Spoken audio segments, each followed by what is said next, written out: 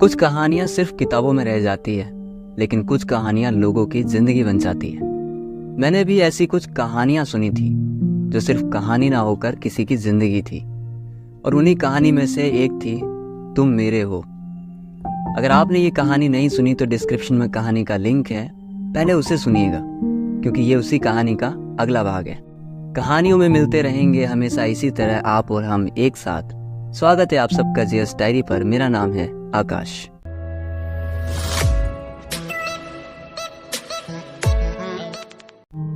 जब प्रिया को हॉस्पिटल लाया गया था तब उसने मुझे नहीं देखा था।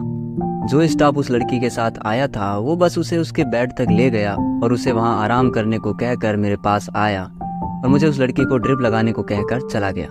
मैं सच बताऊं तो मेरी हिम्मत नहीं हो रही थी कि मैं उसके सामने जा सकूं। मुझे इस बात से इतना क्यों फर्क पड़ रहा था मुझे भी नहीं पता था। मैंने मास्क लगाया और कुछ इंजेक्शन और ड्रिप लेकर उस लड़की की ओर चल दिया।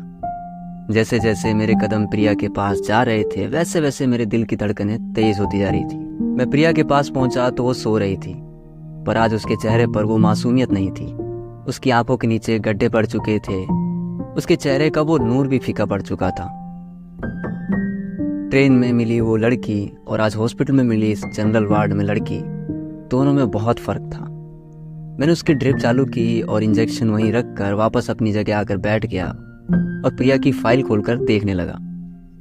कुछ रिपोर्ट्स थी उसमें जो किसी कैंसर हॉस्पिटल की थी। उस रिपोर्ट पर जो नंबर था वो मुझे याद आया कि ये वही नंबर है जिस पर मैंने फ़ोन लगाया था। उसकी फाइल देखकर मुझे पता चला कि प्रिया का इलाज जयपुर के कैंसर हॉस्पिटल में चल रहा था। हर महीने प्रिया कैंसर थेरेपी के लिए भोपाल से जयपुर आया करती थी और पिछले कुछ दिनों में कैंसर की वजह से प्रिया के पेट में ट्यूमर यानी गांठें बन गई थी, जिसका कल हमारे ही हॉस्पिटल में ऑपरेशन होना है। इस कहानी को समझने के लिए आपको इस कहानी का पहला भाग सुनना बहुत ज़रूरी है। मैंने फाइल बंद की और नीचे कैंटीन में आकर एक कप चाय लेकर वहीं बैठ गया। आज कैंटीन की वो चाय भी मुझे उस ट्रेन की वो प्रिया के साथ की चाय की याद दिला रही थी, और हमारी मुलाकात भी इसी चाय की वजह से हुई थी। मेरा मन बहुत उदास था, मैं वहीं बैठा बस दुनिया भर की बातें सोचता रहा। इसी बीच शाम के कब 4 बज गए मुझे पता ही नहीं चला। मेरी ड्यूटी का टाइम भी पूरा हो चुका था। मैं वापस ऊपर जनरल वार्ड में गया और अपना सामान लेकर वहाँ से निकल ही रहा था, तभी मुझे पीछे से आवाज़ आई, सर मेरी ड्रिप बंद कर दो एक बार, मुझे वॉशरूम जाना है। मेरे दिल की धड़कनें फिर से तेज हो गई। मेरे कांपते कदम प्रिया की ओर मुड़ गए। मैंने अपना मास्क लगाया और प्रिया के पास चला गया। मैंने बिना प्रिया की आंखों में देखे उसकी ड्रिप बंद की और वो बिना मुझसे कुछ कहे वॉशरूम चली गई। मैं वहीं खड़ा बस प्रिया के आने का इंतज़ार करता रहा। वो जैसे ही वापस आई मैंने उसकी ड्रिप को फिर से चालू किया और अपना सामान लेकर अपने कपड़े बदलने चला गया। मैं अपने कपड़े बदल के जैसे ही घर की ओर जाने लगा तभी मुझे याद आया कि मैंने प्रिया की फाइल में साइन करना भूल गया हूँ। मैं वापस जनरल वार्ड की तरफ चल दिया। मैं वार्ड में गया तो वहाँ शाम की ड्यूटी वाला स्टाफ था, तो मैंने उससे प्रिया का खास ख्याल रखने को कहा और उसकी फाइल में अपने साइन करने लगा। ड्यूटी स्टाफ ने मुझसे पूछा कि मैं प्रिया को कैसे जानता हूँ, तो मैंने कहा कि ये मेरी ज़िंदगी की सबसे स्पेशल दोस्त है और इससे कोई भी परेशानी नहीं होनी चाहिए।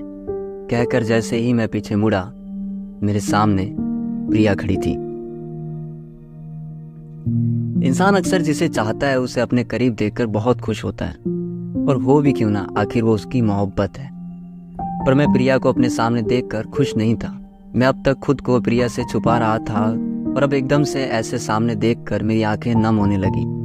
प्रिया ने मेरा हाथ पकड़ा और मुझे अपने साथ ले गई। प्रिया वार्ड में ही अपने बेड पर बैठी थी और मैं उसके सामने बैठा था। इस खामोशी को तोड़ते हुए मुझसे प्रिया ने मेरा हाल पूछा। मैंने मेरी आंखों से बहते आंसुओं को रोकते हुए कहा, प्रिया तुम ठीक हो ना? मैंने तुमसे ऐसी जगह मिलने की उम्मीद बिल्कुल नहीं की थी। प्रिया ने कहा, अरे पागल तुम रो क्यों रहे हो? मैं मरी थोड़ी ना हूँ अभी, और मुझे खुशी इस बात की है कि मैं तुम्हारे सामने अपना दम तोड़ूंगी। मैं जब इस दुनिया से जाऊंगी तब मेरे सामने तुम होगे।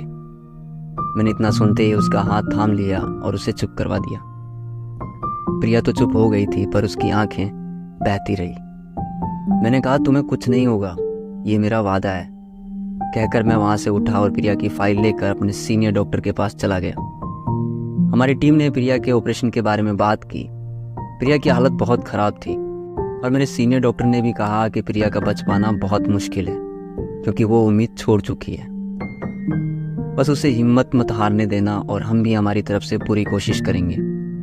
मैं नीचे कैंटीन गया और वहाँ से 2 कप चाय लेकर प्रिया के पास आ गया। उसे चाय देते हुए कहा, अरे आपका ऑपरेशन हम ही करेंगे और तुम बिल्कुल भी चिंता मत करो, तुम बिल्कुल ठीक हो जाओगी क्योंकि तुम मेरे हो। प्रिया ने चाय पीते हुए कहा, खुद से क्यों झूठ बोल रहे हो, तुम सच जानते हो ना, और मुझे भी पता है कि मैं नहीं रहूंगी। और उस रात मैंने ट्रेन में तुम्हारी आईडी देखी थी, मुझे पता था कि तुम इसी हॉस्पिटल में जॉब करते हो, इसीलिए मैंने इसी हॉस्पिटल में अपना ऑपरेशन करवाने की जिद की थी कि आखिरी बार मैं तुम्हें मिल सकूं, मैं तुम्हें देख सकूं।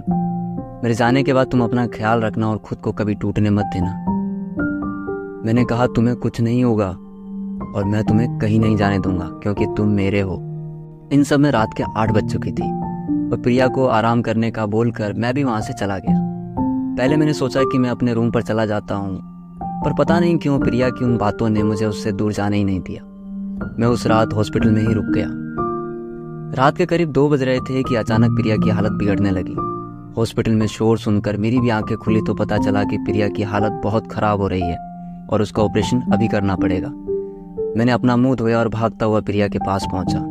वहाँ मेरे सीनियर डॉक्टर ने मुझे देखा तो मुझसे कहा कि तुम यहाँ क्या कर रहे हो, तुम्हारी ड्यूटी तो दिन में है। मैंने बस उनसे इतना ही कहा कि प्रिया का ऑपरेशन मैं करवाऊंगा। हम सब अब अपने अपने कपड़े पहन कर तैयार थे। प्रिया को ऑपरेशन थिएटर में ले जाने से 15 मिनट पहले मैं उसके पास गया और उसके पास बैठकर उसका हाथ थाम कर उससे कहा, प्रिया हिम्मत मत हारना, मैं तुम्हें कुछ नहीं होने दूंगा, तुम ठीक हो जाओगी और जब तुम ठीक हो जाओगी तब मैं किसी भी दुकान से घंटों तक मेहनत करके तुम्हारे बालों में जो अच्छी लगे ऐसी लाल रंग की क्लिप लेकर आऊँगा। हर शाम तुम्हारे साथ 1 कप चाय पीऊँगा, बस तुम्हें हिम्मत नहीं हारनी। ऑपरेशन के बाद जब तुम ठीक हो जाओगे तब मैं फिर से कहूँगा कि प्रिया मैं तुमसे प्यार करता हूँ और तुम्हें मेरे लिए वापस आना होगा क्योंकि तुम मेरे हो। प्रिया कुछ बोल नहीं पा रही थी, बस उसकी आंखें बता रही थी कि वो मेरी हर बात को सुन रही है। प्रिया को ऑपरेशन के लिए ले गए और मैंने खुद अपने सीनियर डॉक्टर के साथ मिलकर प्रिया का ऑपरेशन करना शुरू किया। उसका जैसे जैसे खून बह रहा था वैसे वैसे मेरी आंखों से आंसू बह रहे थे। करीब 1 घंटे के ऑपरेशन के बाद प्रिया को वार्ड में वापस शिफ्ट कर दिया। उस वक्त प्रिया बेहोश थी। सुबह के करीब 6 बज रहे थे और प्रिया को होश आया तो उसने देखा कि एक लड़का प्रिया का हाथ पकड़े उसके पास बैठा था और वो लड़का मैं था। मुझे देख प्रिया की आंखों में आंसू और होठों पर मुस्कान दोनों थी। प्रिया को ऐसे देखकर मैं बिना कुछ कहे वहां से उठा और चल दिया। प्रिया बस मुझे जाते हुए देखती रही। सुबह के करीब 10 बज रहे थे और मेरी ड्यूटी का टाइम भी हो चुका था। मैं एक हाथ में गुलाब का फूल और लाल रंग की बालों में लगाने वाली क्लिप लिए प्रिया के सामने खड़ा था। बस इतनी सी थी ये कहानी। मोहब्बत चाहे तो क्या ना करवा दे, जीते जी को मार दे और मारते हुए को बचा दे। और प्रिया अब ठीक है और हम दोनों फिर उसी जोधपुर भोपाल एक्सप्रेस ट्रेन के इंतजार में जयपुर रेलवे स्टेशन पर बैठे थे। आज की कहानी में सिर्फ इतना ही। ये कहानी आपको कैसी लगी हमें मैसेज करके जरूर बताइएगा और ये कहानी आपको अच्छी लगी तो इसे बाकियों तक शेयर कीजिएगा। और अगर आपके पास भी कोई ऐसी कहानी है जिसे आप औरों तक पहुंचाना चाहते हैं तो हमें बताइए। कहानी आपकी हमारी जुबानी। आपसे फिर मुलाकात होगी एक बार फिर एक नई कहानी या एक नए किस्से के साथ में। तब तक के लिए बने रहिए जेएस डायरी पर। मेरा नाम है आकाश।